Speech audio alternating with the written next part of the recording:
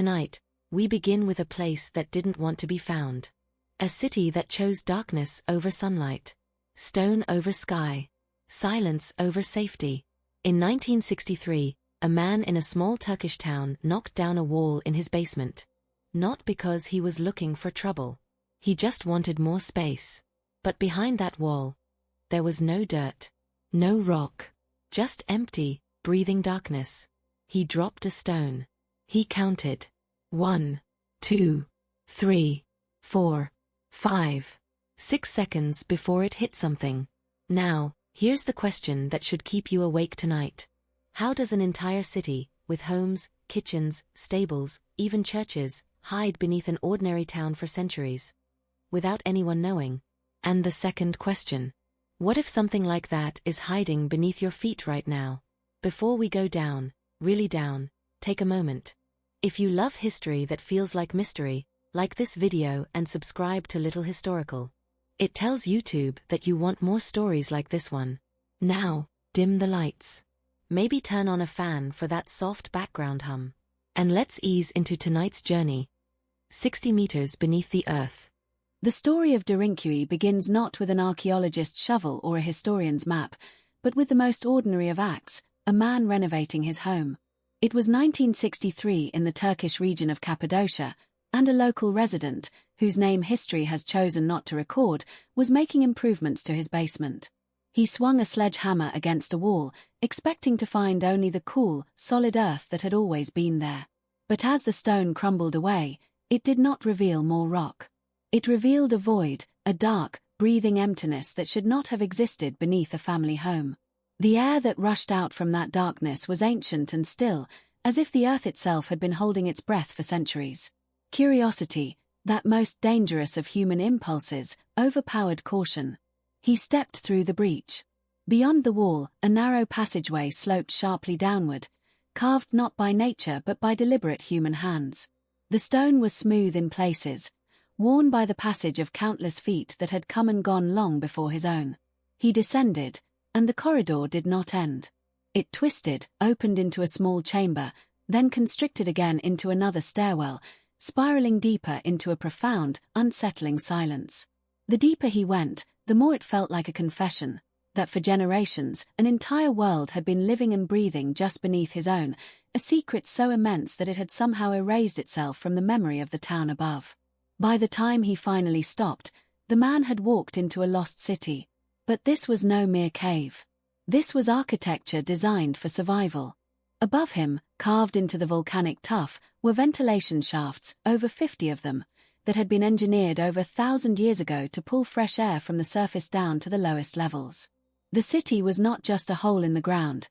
It was a subterranean fortress. At its deepest point, it plunged nearly 300 feet into the earth, a hidden metropolis spanning 18 levels.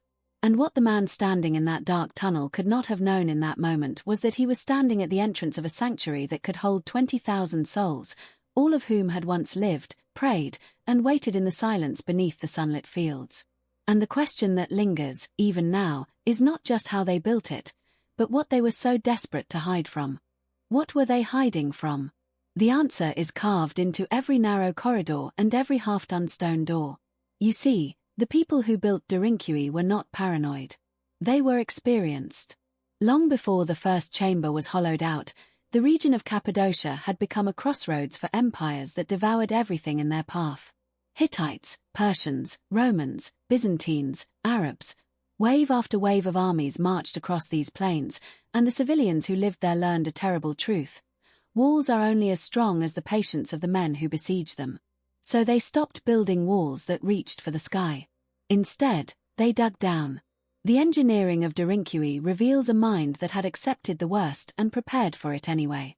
Imagine standing at the bottom of a ventilation shaft that rises nearly 300 feet above you. No machines carved that shaft. No electric lights guided the workers. Just iron tools, woven baskets, and the relentless determination of a people who refused to be erased. They removed millions of tons of volcanic tuff by hand, passing rocks up the narrow stairwells in a human chain that must have taken generations to complete. And yet, they did not stop at one level. They carved 18. Each level served a specific purpose. The upper floors were stables for livestock, goats, sheep, and cattle that provided milk, warmth, and the soft lowing of life in the dark. The middle levels held kitchens, storage rooms, and communal spaces where families gathered to share what little light they had. And the deepest floors. Those were reserved for the most sacred spaces: chapels, meeting rooms, and the wells that drew water from underground rivers that no enemy could ever poison. There is a quiet horror in that kind of preparation. It suggests that the builders did not expect to hide for a few days or even weeks. They planned to vanish for months. The ventilation system alone proves this: over 50 shafts positioned so cleverly that from the surface, they appeared as nothing more than ordinary wells or cracks in the earth. Fresh air flowed down through one shaft, warm stale air rose up through another, creating a passive breathing system that required no energy, no fuel, and no smoke that might betray their location. It was genius. But it was also a confession: they had done this before. They knew exactly how long a siege could last. And they built their city to outlast it. So they built their city to outlast it. And then, they lived in it. Not just survived, but lived. Imagine descending into that darkness not as a soldier or a scout, but as a mother carrying a sleeping child, as an old man who could no longer remember the feel of wind on his face, as a young woman who had never seen the stars because she was born in a time when the sky meant danger. The city had rooms for everything. Kitchens where smoke was carefully funneled through hidden vents so no plume would rise above the earth and betray them. Wineries where grapes from the surface were pressed into wine, because even in hiding, people wanted something that tasted like life before the fear began. Stables where the warmth of animals rose through the stone floors, heating the chambers above. And schools. Yes, schools. Children sat in carved niches and learned to read by the flicker of oil lamps, their whispers echoing softly through corridors that had never known sunlight. There is something deeply unsettling about that image. A child learning to write in a room 200 feet below a wheat field, while above, armies searched for any sign of life. The city had its own communication system too: small round holes carved between levels. You could press your ear to one hole, your mouth to another, and send a whisper across 4 floors. Imagine the content of those whispers. A warning. A prayer. A secret too dangerous to speak aloud. And then there were the churches. Deep in the lowest levels, where the rock was coldest and the silence heaviest, they carved chapels with vaulted ceilings and simple crosses. No grand cathedrals. Just spaces where people gathered in the dark to ask for something the surface could no longer give them: safety. The psychological weight of that life must have been crushing. No sky. No horizon. No seasons. Just the same stone walls, the same dim lamps, the same muffled footsteps day after day after day. Some nights, you would hear a distant rumble from above, perhaps thunder, perhaps horses. And you would hold your breath, waiting to see if the stone door at the entrance would hold. They stayed down there for weeks. Sometimes months. They raised children who had never seen a bird fly. They grew old in the half-light. And yet, when the all-clear finally came, they did not rush upward in chaos. They waited. They listened. And only when the silence above was absolute did they begin the long climb back into a world that had forgotten they ever left.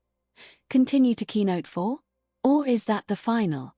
The user requested 4 keynotes originally. Keynote 4 would be the stone doors that said no or similar. But the instruction says expand Keynote 3. I've done that. Should I also offer to do Keynote 4? The user didn't explicitly ask for Keynote 4 yet. I'll provide just Keynote 3 as requested. I have provided the script for Keynote 3 as requested. If you need Keynote 4 expanded, please let me know. They began the long climb back into a world that had forgotten they ever left. But before they could emerge, before they could feel the sun on their faces again, they had to open what kept them safe. The stone doors. Positioned at every narrow corridor, every stairwell, every vulnerable choke point where an invader might try to force their way in, the builders of Derinkuyu installed massive circular discs of solid rock. Each one weighed as much as a small car. Some were nearly half a ton of volcanic stone, shaped by hand into perfect wheels that could roll into place along carved grooves. From the inside, a single person could seal the passage with a wooden beam, leveraging the door into its socket with practiced efficiency. From the outside, there was nothing to grab. No handle. No hinge. No weakness. Just a wall of stone that had been waiting for this moment for centuries. Imagine the sound of that door rolling shut. Stone grinding against stone, a deep and final groan that echoed through the tunnels like a closing tomb. That sound meant the surface was no longer your world. The light, the air, the open sky, all of it cut off by a disk of rock that said nothing and meant everything. And here is where the design becomes almost cruel in its cleverness. The corridors leading to these doors were intentionally narrow. An attacker could not charge with a spear or swing a sword. They had to crouch, crawl, move slowly, one by one. Meanwhile, the defenders knew every false tunnel, every hidden trapdoor, every alternate route that led to a dead end. If the upper levels fell, they would retreat deeper and seal another door behind them. Level by level, floor by floor, the city would close itself like a fist. There is a dark intimacy to that kind of defense. It suggests that the people below did not just fear the enemy outside. They had accepted that someone might get in. They had planned for that moment in the quiet hours of the night, carving contingency into stone so that when the screaming started, they would not have to think. They would simply roll the door shut and listen. Listen to the muffled sounds of the invaders trying to break through. Listen to the silence that followed when they gave up. And then, in that darkness, surrounded by the breathing of 20,000 souls, they would wait. Not for rescue.